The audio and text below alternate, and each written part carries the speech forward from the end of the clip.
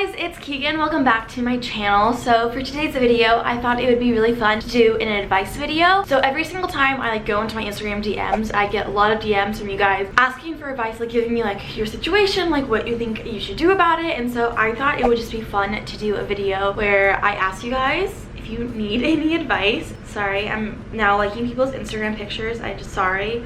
Okay, asking if you guys have any advice and then me trying my hardest to give you good advice. I'm not a therapist. I'm not licensed to give advice.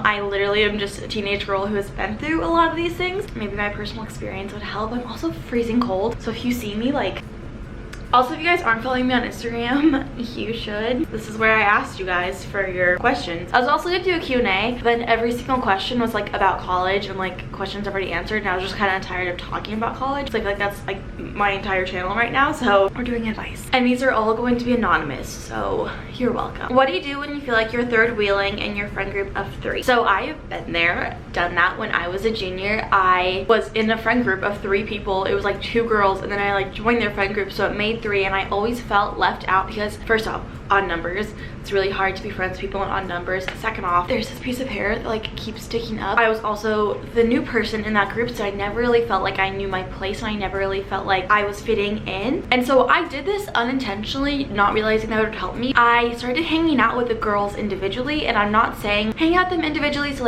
you can become closer with them than they are with each other, because that is not at all what I'm trying to say. I don't think that is a healthy thing to be doing. One girl, we used to go to the gym together after school, and the other one I had a class with, so we had time individually where we spent together, and it was building that relationship with those people individually, so I felt more secure in my friendships, so that when we were all hanging out in a group, I didn't feel insecure and I didn't feel like I was being left out, because I was secure in my friendships and I wasn't feeling like I wasn't allowed to join a conversation or walk in the middle of a group or anything like that. My friendships were so secure with each of those girls, I felt like I belonged and I didn't feel like I was third wheeling. And I think that a friend group of 3 is really hard. It's a really hard dynamic to get, but I do think it is possible, because I've had it multiple times where I felt like everyone was equal, and it's really just about having the base of your friendship with each people being strong, so you don't feel like 2 people are closer than the other. If you're all equally close with each other, then there's not really going to be a problem. I have a lot of questions about toxic friendships. This one says, what's the best way to get rid of a bad friendship? I'm not a confrontational person at all. I am the least confrontational person you will ever meet, and so I'm not the type of person to be I'm not gonna be your friend anymore because XYZ. When I've had friendships that I think that haven't been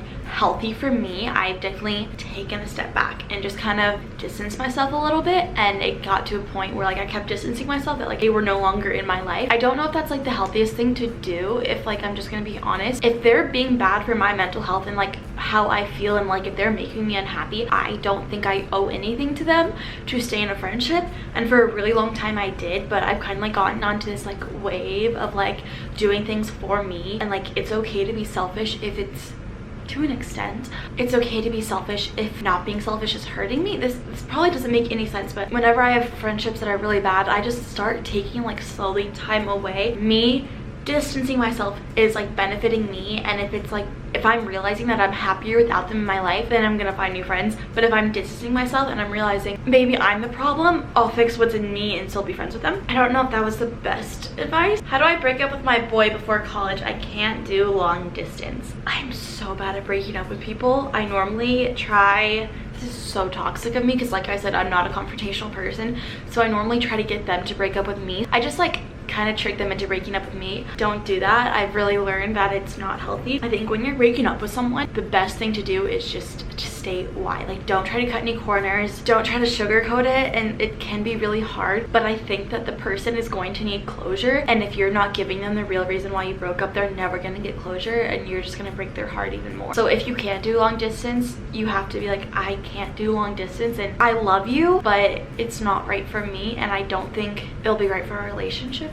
Okay, so I've gotten this question a lot, and it's how to get over someone an ex-boyfriend. So I think that every single relationship is different. Every breakup that I've been through has been completely different, and so I don't think there's any universal tips, but I do have some that I think could help. I can't get over someone if they're still in my life and if they're still filling that role that they were. I find that the healthiest thing for me is to cut communication, which is really hard because a lot of the time when you have a boyfriend, they're also your best friend, so you're literally losing 2 people in one, and that's really hard to just stop talking to someone cold turkey. And maybe you progressively kind of like go down and talking to them less. If they're still in your life and they're like still like a present person, then you're not going to get over them because they're still fulfilling that role for you. There are a few things that like trigger me into like talking to exes. For me on social media, I need to like unfollow them, mute them, like unadd them, all that stuff. Like if I see their post, it's going to make me sad, it's going to make me miss them, it's going to make me want to talk to them, and even like delete their phone number. It's really hard for me to not talk to someone. They're your best friend, and when you have good news, you want to tell them, or like when you have bad news,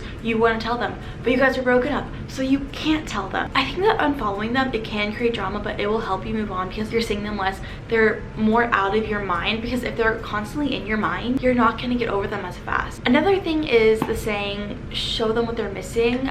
I completely disagree with this. I think that is a very unhealthy thing to be living your life for a person that does not want to be in it. I don't think that you should be going out posting things on Instagram or your Snapchat story in hopes that they will see it and they'll be like, wow, she's having a great time, I miss her, or like hopes that their friends will see it and then tell them. I know so many people that used to do this, and I just think it is the most unhealthy thing, that you're literally living your life for a person that does not want to be in it. You guys are broken up. He does not want to be in your life anymore, so you need to live your life for you and not to show him that you're having fun. Another thing is, if you're seeing him post things and he's having fun and he's like doing all these things with his guy friends and posting on his Snapchat story and Instagram, and guys don't really post on Instagram, but you know what I mean. I feel like the only picture guys post on Instagram is like them holding a fish from like 125 weeks ago, but I feel like guys can do that too. They will try to show you that they're having fun, and for me, the definition of having fun is forgetting to take a picture. If I'm doing something and I'm like videotaping it for my Snapchat story or like taking a picture, I'm not having fun. I'm not living in the moment, and I'm just trying to prove to someone that I'm over them when I'm not. So I think that if you're constantly seeing his post of him having fun, is he really having fun? And then on the flip side, again, if you're posting things in hopes, whether you're doing it on purpose, trying to get him to see your photos, I think that's going to be a lot harder to get over him because you're constantly doing things for him. I used to do this a lot, and so something that I did was I literally would like, I would block someone from my Snapchat story and then also block all their friends. So like if I'm having fun and I want to post something, I know that I'm posting it because I want to post it and not for them and not for their friends to see it and tell them. The last piece of advice I have is about moving on. Okay, this is like not to like spill tea or anything, like this is just genuinely like my advice. I guess my type is guys that like to move on really quickly. It takes me a really long time to move on from relationships. When I break up with someone, I don't like to jump into a relationship right away. I've done that before, and when you end up breaking with that new person, it's like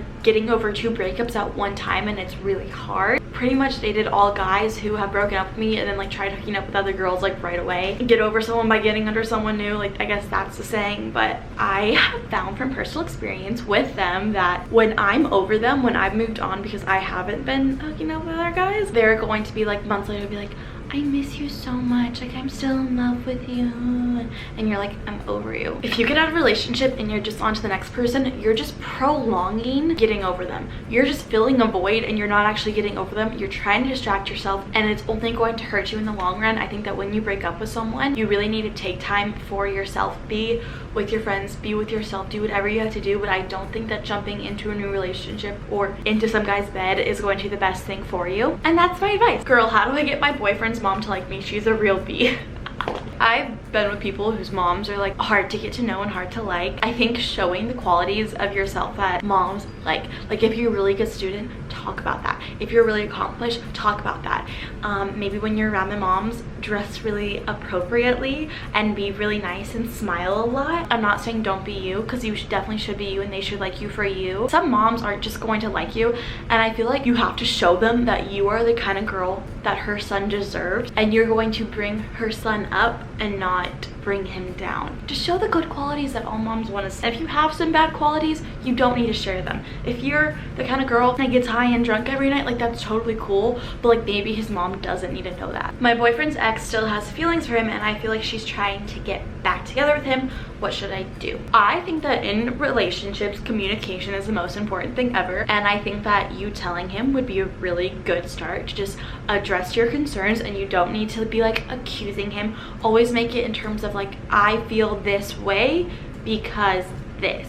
And like, don't accuse him and be like, she's trying to get back together with you, she's trying to do this with you, and you're gonna do this with her. And like, you have to like put it in terms of how it makes you feel and why you're bringing this up, and say like, if you trust him, be like, I trust you, I just want you to know the way I feel. I'm just realizing all my advice kind of sucks. Oh, this one I actually have advice for. Okay, so I do online school and it's a pain to stay focused. How do I stay on track without getting distracted? So if you guys know my schedule at the moment, I have classes 1 day a week and then the rest I do online classes. So the thing that I do is I have a weekly to-do list and I write down things that I need to do every single day for the entire week, and I make sure to complete them like at that day or maybe the next day. Sometimes I procrastinate and that's totally fine, but like writing down what you need to do every single day and splitting up into like little chunks, like today I'm going to do this little thing and then tomorrow I'm gonna do this little thing, so it's not overwhelming. This is one thing that I'm not very good at, but I'm working on. How to stop letting other people walk all over me. This is something that happens to me quite a lot, and this is something that I've really been working on, and it's honestly, standing up for yourself is so important, and I'm so bad at it, and I'm not confrontational. But when someone is doing something that you're not okay with,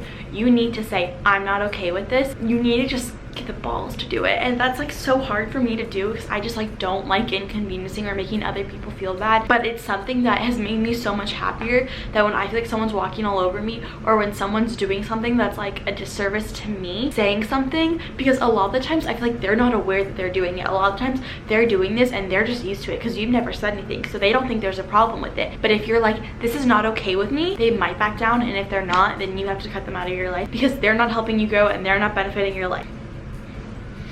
Yeah. Okay, so this is going to be my last one, and it is how to be more confident. And let me tell you, I'm not the most confident person ever. I know a lot of people think that just because like I'm putting myself out there on the internet and people think like, oh, she must have so much confidence because she does that. I am so fixated on my flaws. If you know me in my real life, you literally know that like all I focus on is the things that are wrong with me and not the things that are good about me. But recently I have just been feeling so much more confident, and I guess I know why, but I also don't, spent more time focusing on the things that I like about myself, and I've also been trying to improve myself. I've been focusing on like my small little like victories and improvements instead of like the big things that I need to overcome. Spending time around people that not only lift you up but that are confident themselves. If you are constantly around people that are like self-deprecate, I mean like I am too, but like if you're constantly around people that like are honestly like bringing themselves down all the time, you're going to bring yourself down all the time. But if you're going to be around people that are naturally confident, it's going to rub off on you and you're going to be naturally confident. And if they're like hyping you up, you're gonna be like,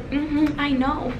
Confidence has not always been the easiest thing for me, and I am still a work in progress, and I am still trying to figure it out because I'm not perfect. I'm human. I'm a teenage girl who definitely has my insecurities. I have so many. Focus on the things that you're good at and the things that you like about yourself. That's kind of my best piece of advice. Okay, so those were all my advice questions. I realized that I should never do this video again because I suck at giving advice. I love you guys so much. If you're not following me on Instagram, please do, because I want to be more active on Instagram with you guys. That's why I like doing things like this. I love you guys so much, and I'll see you in my next video.